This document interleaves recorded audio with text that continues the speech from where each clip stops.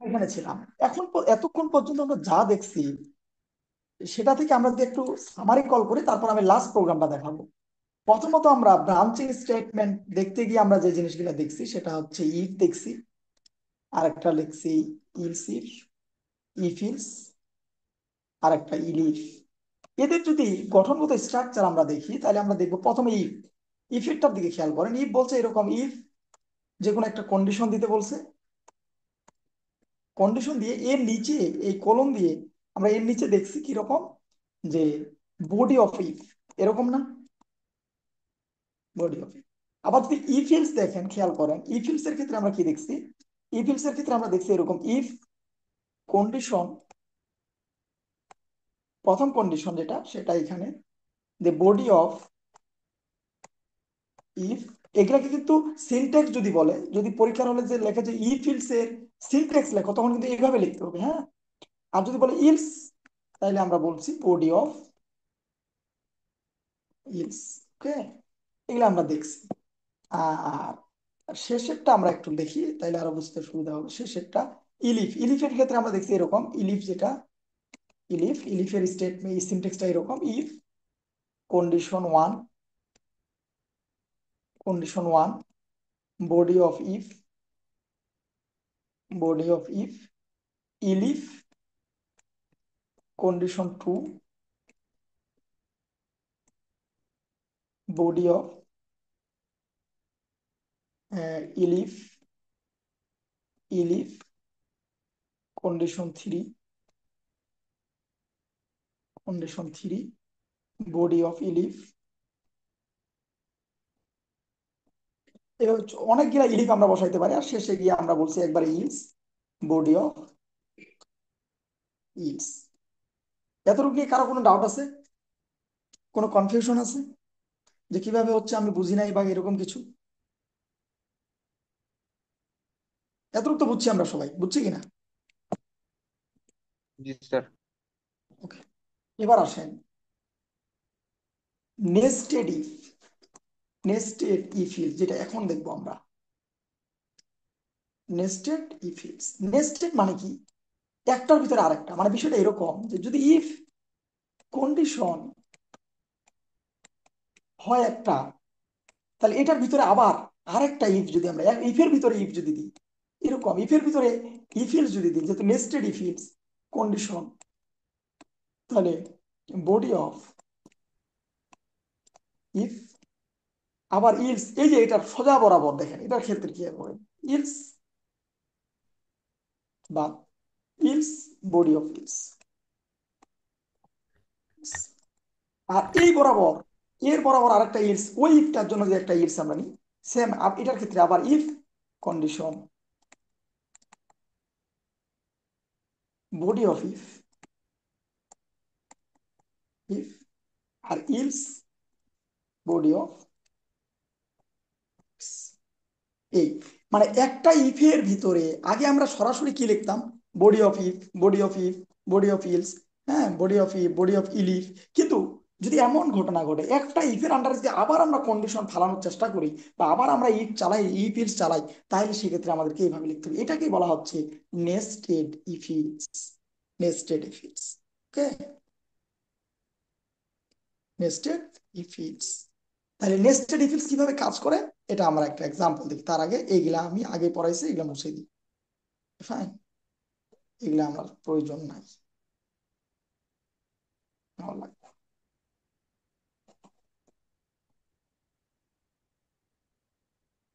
হ্যাঁ, এবার আসেন, আমরা গতদিন ল্যাবে একটা প্রোগ্রাম দেখছিলাম যে তিনটা সংখ্যার মধ্যে বড় সংখ্যাটা বের করার প্রোগ্রাম। তাহলে আমি কি করলাম, একটা নিলাম, ইন্টার, ইন্টার নাম্বার ওয়ান, আবার একটা নিলাম, সরি, ইন্টার নাম্বার টু, দ্বিতীয় নাম্বার, এটা বি এর মধ্যে রাখলাম।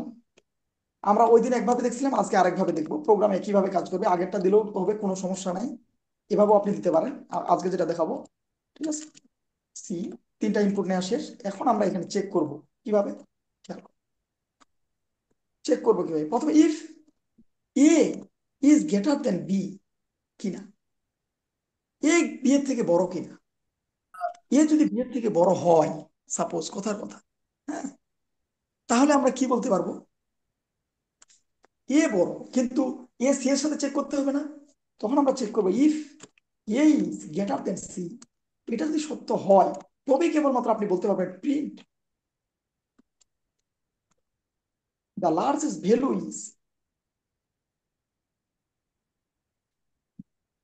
নাম্বার ইজ কমা দিয়ে a। এটা কি বুঝাতে পারছি? আর যদি না জি হয়, স্যার। আর যদি না হয়, তাহলে আমরা বলতে পারি দা লার্জেস্ট নাম্বার ইজ সি। ঠিক আছে। আর উপরেরটা যদি না হয়, উপরেরটা একবার চিন্তা করেন, এই যে সবার উপরেরটা যদি না হয়, তাহলে সরাসরি একবার এখানে চলে আসবে। না হয় মানে কি, বি বড়। তাইলে আমাকে চেক করতে হবে আবার এইখানে এইভাবে P is greater than C কিনা। তখন আমরা বলবো বি সি। এই তিনটা সংখ্যার মধ্যে বড় সংখ্যাটা বের করার প্রোগ্রাম হচ্ছে, এভাবেও করা যায়। ওই দিন একভাবে করছি, আজকে আরেকভাবে দেখানোর চেষ্টা করছি। এটা হচ্ছে নেস্টেড ইফ ইলস দিয়ে ব্যবহার করছি। এখন বলেন এই প্রোগ্রামটা নিয়ে আপনাদের কারো কোনো ডাউট আছে কিনা, আমরা আগে রান করে দেখি, তাইলে দেখবো যে বড়টা বের করতে পারি কিনা। প্রথমত আমরা দিলাম প্রথমটা 10, তারপরেরটা 20, তারপরেরটা 30, তাহলে কে বড়? 30 বড়। ওকে ফাইন, ঠিকঠাক মতো কাজ করতেছে। এবার আমরা 30টা সবার উপরে দিব, তারপরে 10 দিব, তারপরে 20 দিব। ওকে ফাইন, এটাও ঠিকঠাক মতো কাজ করতেছে। এবার 30টাকে আমরা মাঝখানে দিব, 10, 30, 20। তার মানে প্রোগ্রাম ঠিক মতো কাজ করতেছে, কোড ঠিক আছে। এবার আপনারা বলেন আপনারা বুঝছেন কিনা if else, nested if else. এটা যদি আপনারা বোঝেন, তাহলে আমি সরাসরি স্যার, দ্বিঘাত সমীকরণ, জি please। স্যার সমস্যা একটু মনে হচ্ছে স্যার, আরেকবার যদি বলতেন। কোনটা কোনটা একটু সমস্যা মনে হচ্ছে? স্যার এই যে ইফের আওতায় দিয়ে প্রথমে যে স্যার 5 নম্বর লাইনে স্যার, ইফ এ দেওয়ার, এ গ্রেটার দেন দেওয়ার পর বি দিলেন, তারপরে স্যার আমরা আরেকবার ইফের ভিতরে যে দিলেন, এটা আমরা আমার কাছে কিভাবে? এই লাইনটা খেয়াল করেন, আমার কাছে তিনটা নাম্বার আছে, একটা এ, একটা বি। হ্যাঁ, আপনি বলছেন এ বি এর থেকে বড় কিনা এটা চেক করতে। হ্যাঁ, আপনি বলছেন যে এ বি এর থেকে বড়, এ বি এর থেকে বড়, এটা আপনি চেক করছেন। তার মানে বি হেরে গেছে। হেরে গিয়ে আর থাকে কি, শুধু এ জিতছে। কিন্তু আপনি কি সাথে সাথে রেজাল্ট দিতে পারবেন স্যার সির সাথে চেক না করে? না। এই জন্য আমি ভিতরে ঢুকে আবার সির সাথে কম্পারিজন করছি এই লাইনে। বলছি এ আর সির সাথে যুদ্ধ লাগাই দাও। যদি এ বড় হয়, তাহলে তো সে বড় হইলোই, এটা সত্য হইলে তো এ বড়, এই যে প্রিন্ট করে দিছি। আর যদি এটা না হয়, এখানে যদি এ হেরে যায়, তাহলে অটোমেটিক সি জিতলো। কেমনে? আপনি চিন্তা করেন, এ বি কে হারায় আসছে, মানে কি বি থেকে এ শক্তিশালী? এটা নিয়ে কোনো ডাউট আছে? হুম। না। ডাউট নাই। এখন সি আবার এ কে হারাই দিল, তার মানে আলটিমেটলি সবচেয়ে বড় কে এখানে? এ। এ কেমনে হয়? আপনি এ বি এর সাথে লড়াই করে বি হেরে গেছে, এ ও। জিতছে। এবার হুম। এ সি এর সাথে লড়াই করে এ হেরে গেছে, তাহলে জিতলো কে ফাইনালি? সি। এটাই তো বলছি। এই যে এই জন্য এখানে সি অটোমেটিক চলে আসছে। আপনার মনে কোশ্চেন হবে স্যার এই সি তো বি এর সাথে চেক হইলো না, আপনি ডাইরেক্ট সি প্রিন্ট করে দিলেন। এটা আপনার মনে কোশ্চেন আসতে পারে, ঠিক না? হুম।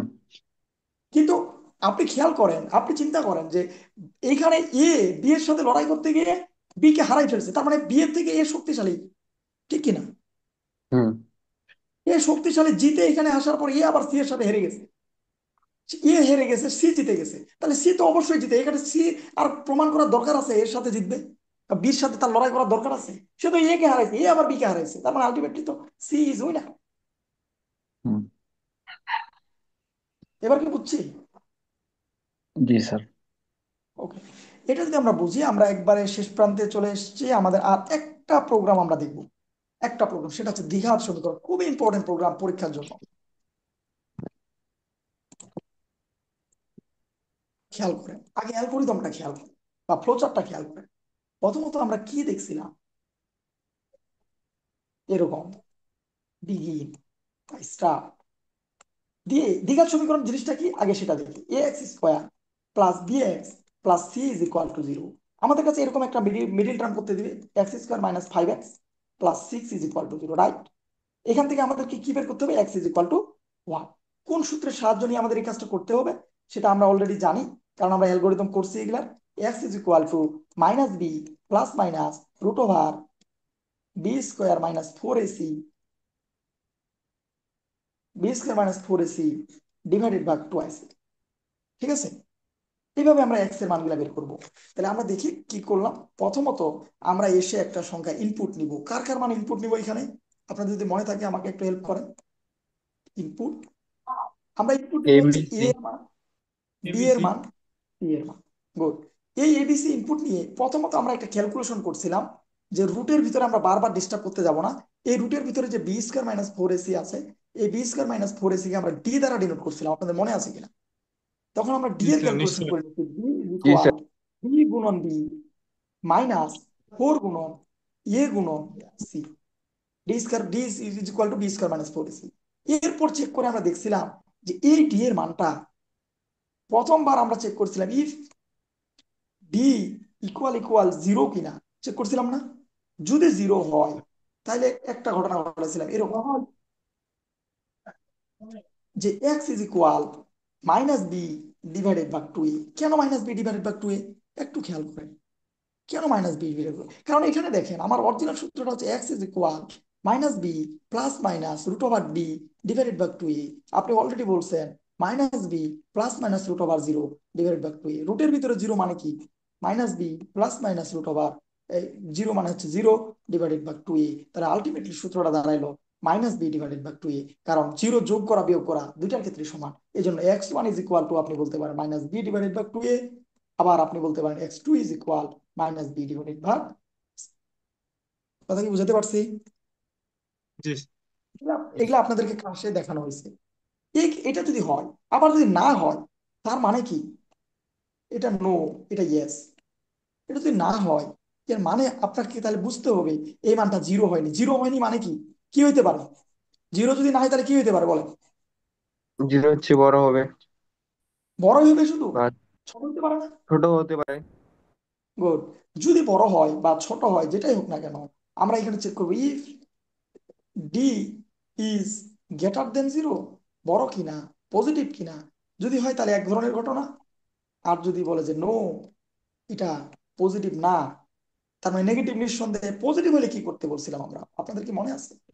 পজিটিভ হলে আমরা বলছিলাম x one is equal to minus B plus root over d পুরাটাকে ডিভাইডেড ভাগ টু এ।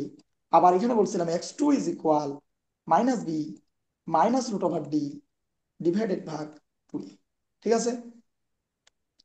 আর যদি না হয় তাহলে আমরা এখানে একটা মেসেজ প্রিন্ট করছিলাম যে the root is, the roots R imaginary. এটা একটা কাল্পনিক নাম্বার। এতটুকু মনে আছে মনে হয় আপনাদের যা করাইছি? ঠিক আছে, টুকটাক বেসিকটা দিচ্ছি, এখানে প্রিন্ট করতে হবে। এগুলা মাঝখানে এখানে একটা প্রিন্ট করতে হবে আর এখানে একটা দুইটা রেজাল্ট প্রিন্ট করতে হবে। ঠিক আছে?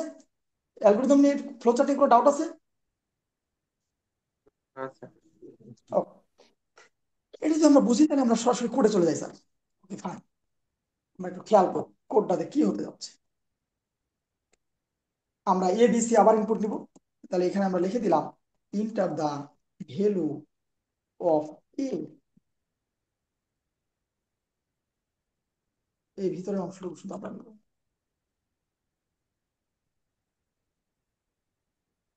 B enter the value of C. ইনপুটের কাজ নেওয়া শেষ। আমি একটু মুছে দিই এটা, তাহলে আমাদের জন্য বুঝতে সুবিধা হবে। ওকে, এবার আসেন। এখন এরপরের কাজ কি? ইনপুট নেওয়া তো শেষ স্যার, খেয়াল করছেন কিনা? ইনপুট নেওয়া শেষ। এরপরের কাজ কি? এরপরের কাজ হচ্ছে ক্যালকুলেশন করা। হ্যাঁ, খেয়াল করেন এই মানগুলা যে পূর্ণ সংখ্যা হবে এমন কোনো গ্যারান্টি আছে? না স্যার। না। তার মানে আমাকে ফ্লোট নিতে হবে। এগুলো তো আপনার আপনাদের বলতে হবে স্যার। সবসময় আমি মনে করে দিলে তো হবে না। ফ্লোট, তাহলে আমাদের একুরেট অ্যান্সারটা আসবে। Okay?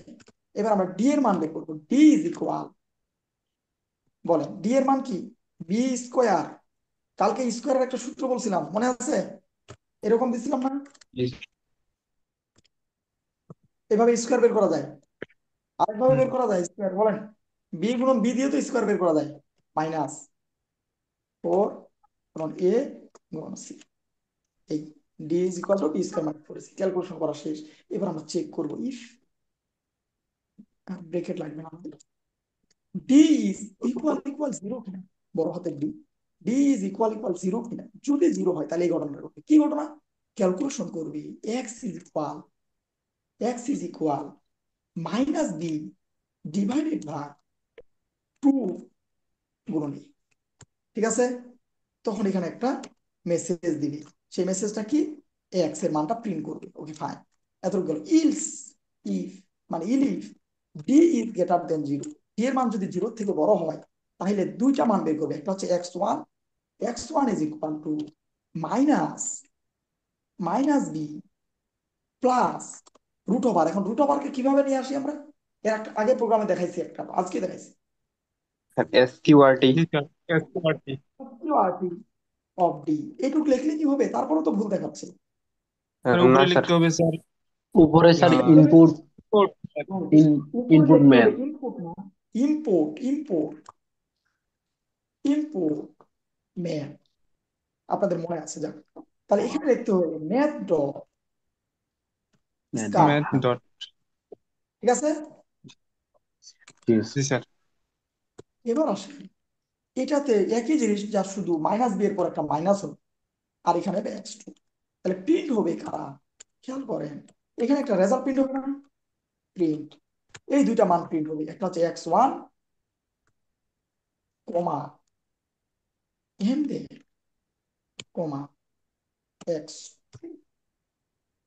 আর যদি কোনটাই না হয়, জিরো হইলো না, জিরোর থেকে ছোট হইলো, বড় হইলো না, তাহলে জিরোর থেকে কি চেক করার দরকার আছে? আর না চেক করার দরকার আছে বলেন?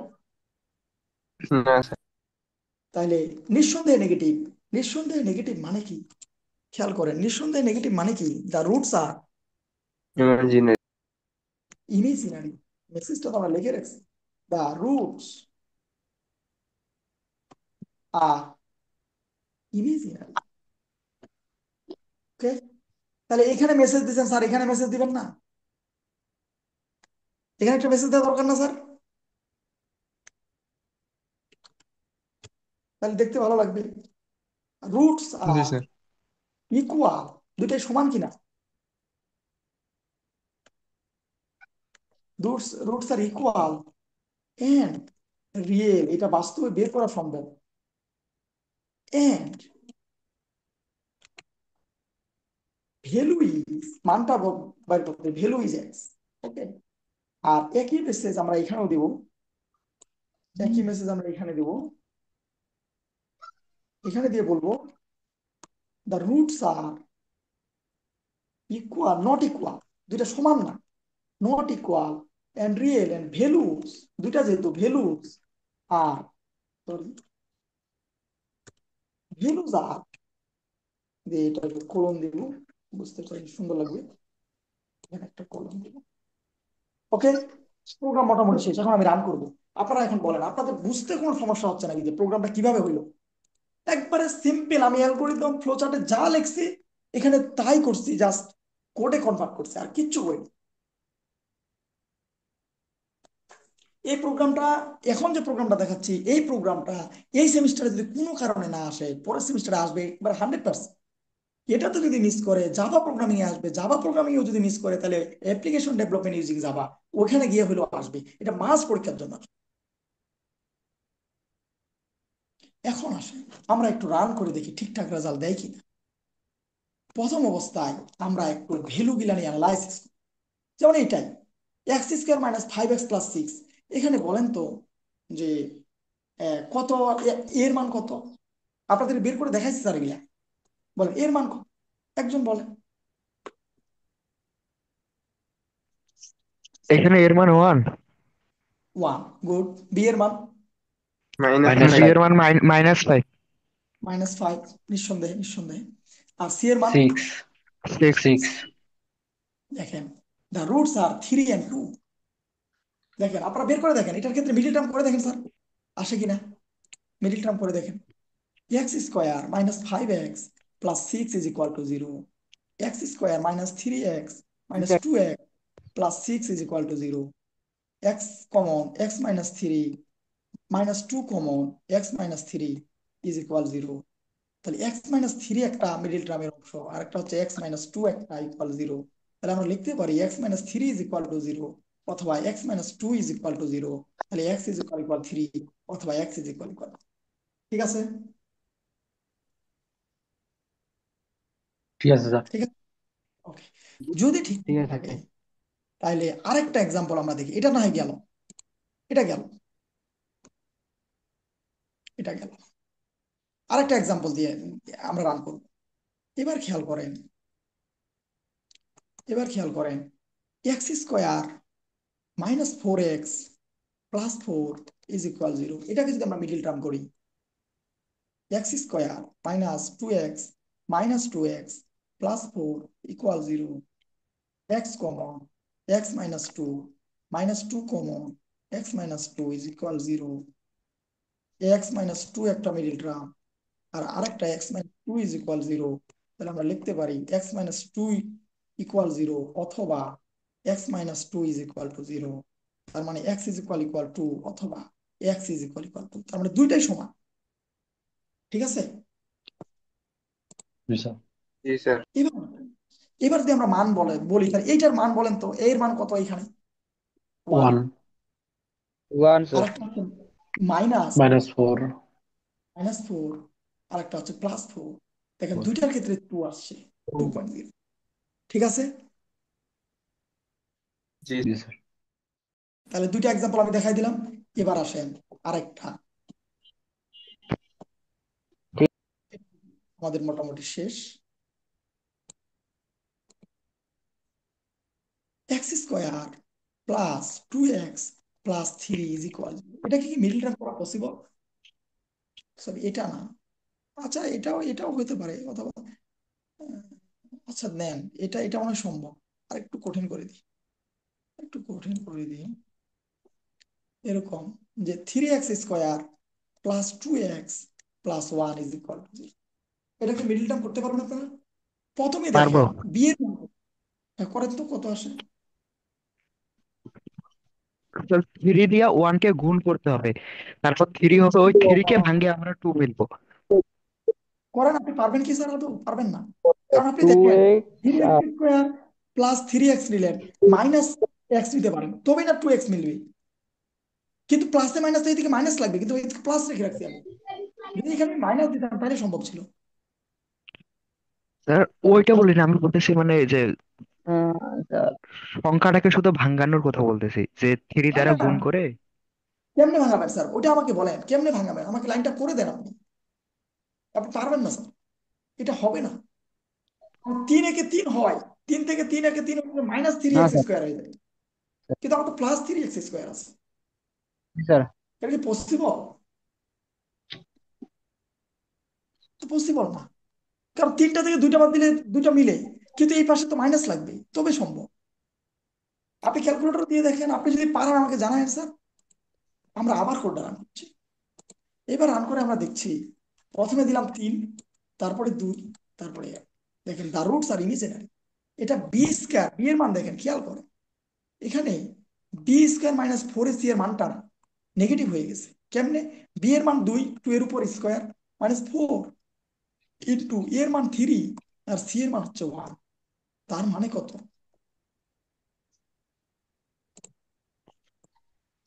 -8। এখানে হচ্ছে চার মাইনাস বারো, সরি চার মাইনাস মাইনাস এইট। তাহলে মাইনাস এইট তো নিঃসন্দেহে জিরো থেকে নেগেটিভ। আর রুটের ভিতরে কি নেগেটিভ ভ্যালু ক্যালকুলেশন করা যাবে? না স্যার, না। যাবে না। যাবে না। এই কারণে এটা রুটস আর ইমাজিনারি। আমি মনে হয় আপনাদেরকে ওভারঅল প্রোগ্রামটা বুঝাইতে পারছি। তিনটা প্রোগ্রামে তিনটা কেসে রান করে দেখাইছি। বুঝছি কি আমরা দ্বিঘাত সমীকরণ ঠিক আছে। কেমনে জি পেয়েছি? স্যার। স্যার যদি আমরা বুঝে থাকি, আপনাদের কোশ্চিন নিয়ে আমি শেষ করব। বলেন আপনাদের মনে কোনো কোশ্চিন আছে কিনা, দ্বিঘাত সমীকরণ বা ওভারঅল কোনো কোশ্চিন আছে কিনা? যদি না থাকে তাহলে বইয়ের সাথে আমি অধ্যায়টা মিলাই দিয়ে চ্যাপ্টারটা শেষ করব।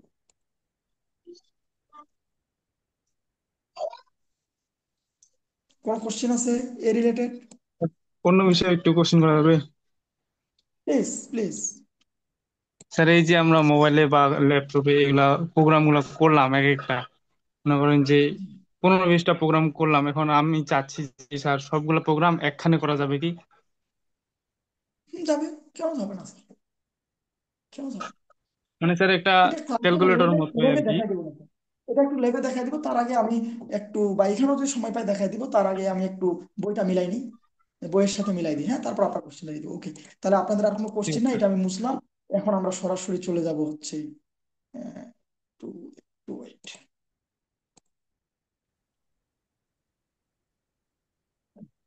দেখা যাচ্ছে, স্ক্রিনটা দেখা যাচ্ছে স্যার? জি স্যার। যাচ্ছে স্যার। ওকে, খেয়াল করেন স্যার, এই যে দেখেন, আমি প্রথম যে কোশ্চেনটা, খেয়াল করেন প্রথম কোশ্চেনটা আপনাদেরকে দেখাইছি কিনা। ইফ স্টেটমেন্টের সিনট্যাক্স লেখো, if condition statement, body of if statement আপনি লিখতে পারেন, কোনো সমস্যা নেই। এরপর 2 নম্বর কোশ্চেন, ইফ স্টেটমেন্টের ফ্লোচার্ট অঙ্কন করো। এটা আমি প্রথমেই দেখাইছি, প্রথম ভিডিওটাতে পাবেন, ক্লাসটা যখন শুরু করছি তখনই দেখাইছি এই ধরনের স্টেটমেন্ট। নেস্টেড ইফ কাকে বলে? একটি ইফের মধ্যে একাধিক স্টেটমেন্ট ব্যবহার করলে তাকে নেস্টেড ইফ স্টেটমেন্ট বলে, যেটা আমি একটু আগেই দেখাইছি।